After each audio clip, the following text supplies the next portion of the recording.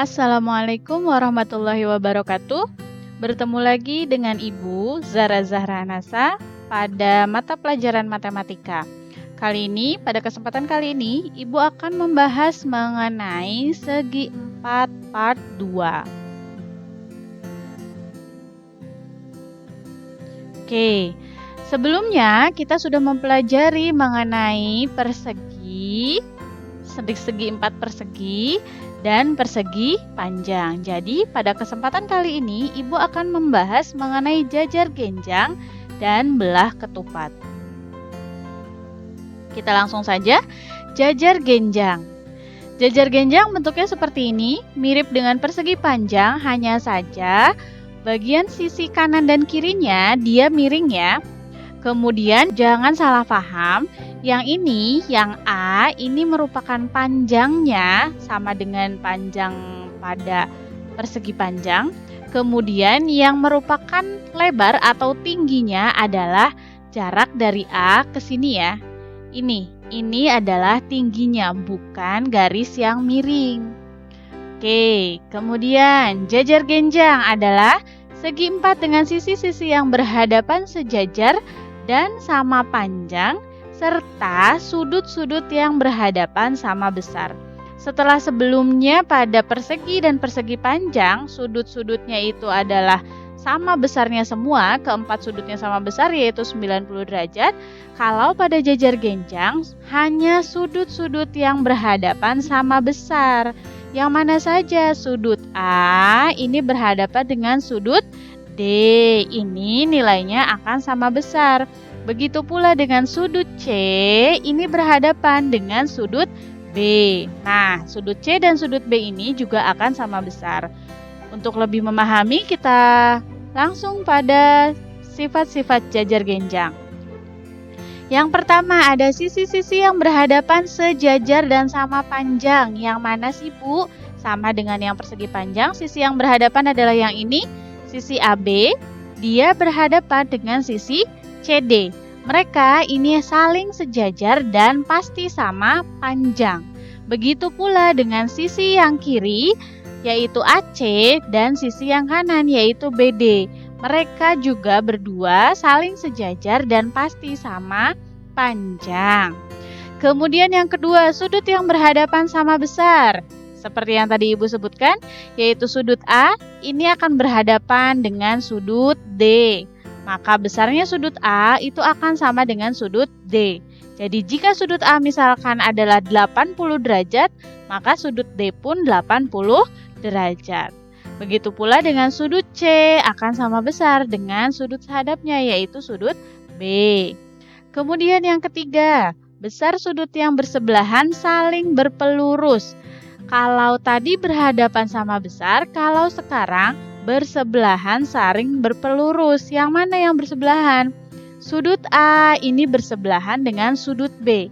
Nah, karena saling berpelurus, maka jumlah dari sudut A ditambah dengan sudut B itu akan sama dengan 180 derajat. Begitu pula dengan sudut C, kemudian sudut D yang bersebelahan juga, ini jumlah dari keduanya adalah 180 derajat. Begitu pula dengan sudut A dan sudut C, ini juga sama, bersebelahan, maka jumlahnya juga 180 derajat. Dan yang terakhir sudut B dan sudut D. Kemudian yang terakhir, yang keempat, tidak memiliki simetri lipat dan memiliki dua simetri putar. Oke, selanjutnya kita masuk pada luas dan keliling jajar genjang. Seperti yang tadi sudah Ibu jelaskan, A ini merupakan panjangnya, kemudian panjang dari sisi miringnya ini kita sebut dengan B. Kalau yang tadi ini panjangnya dengan A, kemudian ini adalah tingginya. Maka rumusnya adalah yang pertama, luas jajar genjang itu didapat dari A dikali T. A-nya ini panjangnya, kemudian dikali dengan T. T-nya adalah tinggi dari jajar genjangnya, bukan panjang sisi miringnya. Oke, kemudian kelilingnya adalah seperti biasa yang Ibu ajarkan. Anggap saja kalian sedang berkeliling mulai dari titik C, maka akan didapat A. Kemudian kalian jalan lagi ke atas, maka akan ditambah B. ditambah lagi dengan A, ditambah lagi dengan B. Didapatlah 2 dikali A ditambah B. Hampir mirip dengan persegi panjang. Kita masuk pada contoh soal. Diketahui jajar genjang ABCD dengan AB sama dengan 12 cm dan AB berbanding BC sama dengan 4 berbanding 3. Dan tinggi dari jajar genjang tersebut adalah 6 cm. Hitunglah keliling dan luas jajar genjang tersebut. Oke, dijawab dulu. Pertama-tama, jajar genjang ABCD itu yang mana sih? Kita ilustrasikan di sini ada sebuah jajar genjang, kemudian penamaannya dari bawah A, B, C, dan yang terakhir adalah D. Dengan AB sama dengan 12 cm, ini dia AB-nya berarti dia merupakan A atau panjangnya 12 cm. Kemudian yang kedua tingginya 6 cm, maka ditariklah tinggi dari titik B ke atas 6 cm. Kemudian diketahui juga bahwa AB berbanding BC sama dengan 4 banding 3. Kita tulis dulu. Yang diketahui AB berbanding BC adalah 4 berbanding 3. AB-nya tadi kita sudah dapat. AB adalah 12 cm. Maka masukkan. Kita tulis dalam bentuk perbandingan ke bawah. AB 12 cm berbanding BC sama dengan 4 berbanding 3. Oke. Maka didapatlah kalikan silang 4 dikali BC yaitu 4BC, kemudian 12 dikali 3. Didapatlah mencari BC-nya yaitu 12 dikali 3, karena ini perkalian pindah ruas menjadi pembagian. Didapatlah 9 cm. BC itu apa sih, Bu? BC ini adalah panjang sisi miringnya. Untuk apa? Untuk mencari kelilingnya. Nah, maka setelah didapat BC atau panjang sisi miringnya ini, kita mencari kelilingnya dengan rumus yang tadi yaitu 2 dikali A ditambah B, atau boleh juga pakai A, kemudian ditambah B, ditambah A, dan yang terakhir ditambah dengan B. A-nya tadi adalah 12 cm yang merupakan panjangnya, kemudian B-nya adalah panjang sisi miringnya yang tadi kita dapat 9 cm. Didapatlah 2 dikali 12 tambah 9, 21. Maka didapatlah kelilingnya adalah 42 cm. Setelah mencari keliling, kita juga akan mencari luas jajar genjang. Luasnya rumusnya tadi adalah A dikali T, dengan A itu adalah panjangnya dan T itu adalah tingginya. Maka didapatlah A-nya adalah 12 dikali tingginya adalah 6 cm. Didapatlah luasnya 72 cm persegi. Jadi, keliling jajar genjang ABCD adalah 42 cm dan luasnya adalah 72 cm persegi. Oke, sampai sini paham ya anak-anak ya? Silahkan dicerna dulu sebentar. Baik, kalau sudah kita masuk pada bangun yang keempat, yaitu belah ketupat. Belah ketupat bentuknya seperti ini. Ini adalah belah ketupat, mirip dengan persegi, hanya saja dia berbentuk seperti ketupat ya. Oke, belah ketupat adalah bangun datar 2 dimensi yang terdiri dari 4 sisi yang sama panjang. Sisi-sisinya ini sama panjang dan keempat sudutnya bukan siku-siku. Nah, jadi yang membedakan belah ketupat dengan persegi adalah ini.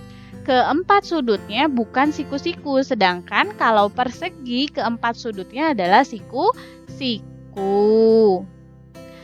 Untuk lebih memahami, kita ke sifat-sifatnya. Sifat-sifat belah ketupat. Yang pertama, semua sisinya sama panjang, sama dengan tadi pengertiannya, keempat sisinya sama panjang.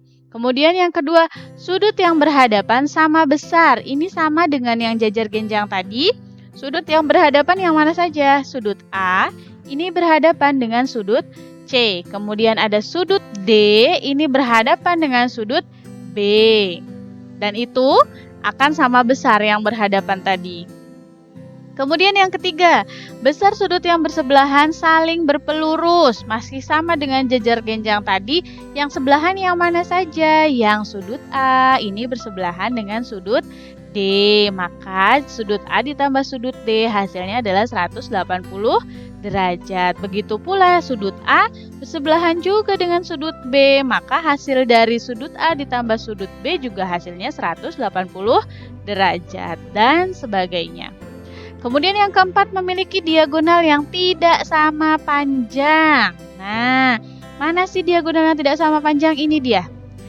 Ini diagonalnya. Dari A ke sini ke C, kemudian yang satunya lagi dari B ke D. Ini adalah dua diagonal, dan dua diagonal pada belah ketupat ini tidak sama panjang. Oke, kemudian sifat yang kelima belah ketupat yaitu memiliki dua simetri lipat dan dua simetri putar. Setelah sifat-sifat, kita kemudian akan bahas mengenai luas dan keliling belah ketupat. Seperti yang tadi gambar sebelumnya, perlu diketahui ini adalah sisinya dari A ke B, ini adalah panjang sisi. Kemudian tadi karena belah ketupat memiliki dua diagonal yang tidak sama panjang, maka kita sebut diagonal yang vertikal atau ke atas, ke arah atas, ini dengan diagonal yang pertama atau D1. Kemudian diagonal yang horizontal atau menyamping itu disebut dengan diagonal kedua atau D2. Maka untuk luas belah ketupat itu adalah rumusnya setengah dikali diagonal 1 dikali diagonal 2. Kemudian untuk keliling belah ketupatnya itu adalah seperti biasa, konsep keliling adalah menjumlahkan panjang sisi-sisinya. Dari A ke B ini merupakan S atau sisi ini ya. S, kemudian dari B ke C ditambah S, C ke D ditambah S, D ke A ditambah S. Maka didapatlah keliling belah ketupat, rumusnya adalah sama dengan 4 dikali S. Sama dengan rumus keliling pada persegi ya. Oke, kita lanjut pada contoh soal. Yang pertama, sebuah kolam berbentuk belah ketupat memiliki ukuran diagonal masing-masing 6 meter dan 7 meter. Di tengah kolam tersebut terdapat sebuah taman berbentuk persegi dengan ukuran sisi 3 meter. Tentukan luas permukaan air kolam tersebut. Jadi, di sini ada kolam berbentuk belah ketupat memiliki diagonal masing-masing. Diagonal pertamanya D1-nya 6 meter dan D2-nya adalah 7 meter. Di tengah kolam terdapat sebuah taman berbentuk persegi dengan ukuran sisinya 3 meter. Jadi, terbayang tidak anak-anak? Jadi ada kolam berbentuk belah ketupat, kemudian di tengahnya itu ada taman berbentuk persegi. Maka otomatis taman berbentuk persegi itu tidak tertutup oleh air kolam. Nah, yang mau kita cari adalah luas permukaan air kolamnya. Berarti kita harus mencari yang pertama adalah pembahasan. Luas kolamnya terlebih dahulu. Tadi diketahui kalau kolamnya berbentuk belah ketupat. Belah ketupat dengan D1-nya 6 meter dan D2-nya atau diagonal 2-nya adalah 7 meter. Ditulislah luas kolam. Rumusnya, rumus luas belah ketupat adalah setengah dikali diagonal 1 dikali diagonal 2. Kita masukkan nilainya masing-masing. Setengah dikali 6 dikali 7 dapatlah setengah dikali 42. Didapatlah 21 meter persegi. Kemudian kita juga butuh, kalau kita ingin mencari luas permukaan air kolamnya saja, otomatis luas kolam akan dikurangi dengan luas taman. Karena taman ini tidak terisi oleh air. Nah, luas tamannya, karena taman itu berbentuk persegi, maka luas tamannya adalah sisi kali sisi atau S kuadrat. Oke, ukuran sisinya adalah 3 meter, kita masukkan pada rumus, 3 dikali 3 didapatlah luas tamannya 9 meter persegi. Maka luas permukaan air kolam adalah luas kolam yang tadi Ibu sebutkan dikurangi dengan luas taman. Didapatlah 21 dikurangi 9, hasilnya luas permukaan air kolam adalah 12 meter persegi. Oke, sampai sini? Bingung? Oke, kita lanjut pada contoh yang kedua. Contoh soal yang kedua, Sebuah taman berbentuk belah ketupat memiliki ukuran sisi 5 meter. Jika di sekeliling taman tersebut akan dipasang lampu dengan jarak 2 meter, tentukan jumlah lampu yang dibutuhkan. Ini mirip dengan contoh-contoh soal sebelumnya pada persegi dan segi empat. Pembahasan yang pertama, ingat jika di sekeliling taman tersebut akan dipasang lampu. Nah, di sekeliling, maka kita otomatis akan mencari keliling dari taman tersebut. Karena taman tersebut berbentuk belah ketupat, maka kita tulis juga rumus keliling taman atau rumus keliling belah ketupat, yaitu 4 dikali S. Tadi panjang sisinya berapa, Bu? Ukuran sisinya adalah 5 meter, maka kita masukkan 4 dikali 5.